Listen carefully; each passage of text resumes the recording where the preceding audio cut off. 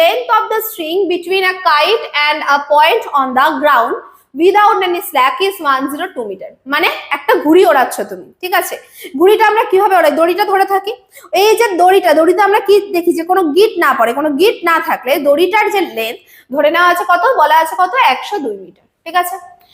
If the string makes an angle with the level ground such that tan a হচ্ছে 15/8, how high is the kite? বলছে যদি এটা এমন ভাবে থাকে যেটা যাতে কোনটা tan a কোনটা 15/8 এর সমান হয়, তাহলে ওই ঘুড়িটা কত উচ্চতায় আছে। চলো একটা ঘুড়ি দেখা যাক। আমি ধরে নিলাম এই হচ্ছে আমার ঘুড়িটা রয়েছে, এই হচ্ছে আমার ঘুড়ি। এই ঘুড়িটা আমি ধরলাম ভূমি থেকে এতটা উচ্চতায় আছে।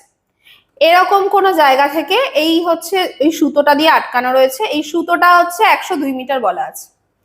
এখানে tan a মানে 15/8 বলা আছে। tan মানে একটু আগেই আমরা কি শিখেছি, লম্ব বাই ভূমি, তার মানে ওপরে যেটা থাকে লম্ব আর নিচে যেটা থাকে ভূমি।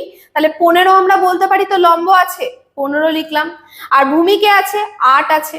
পিথাগোরাসের উপপাদ্য অনুযায়ী আমরা বলতে পারি অতিভুজ মানে কি √, লম্ব স্কয়ার প্লাস ভূমি স্কয়ার, মানে 15 স্কয়ার যোগ 8 এর স্কয়ার। একটু মুখে মুখে ক্যালকুলেশনটা করো। দেখো 15 স্কয়ার মানে 225, 8 এর স্কয়ার মানে 64, 225 আর 64 যোগ করলে হয় 289। তাহলে √289 মানে হয় 17।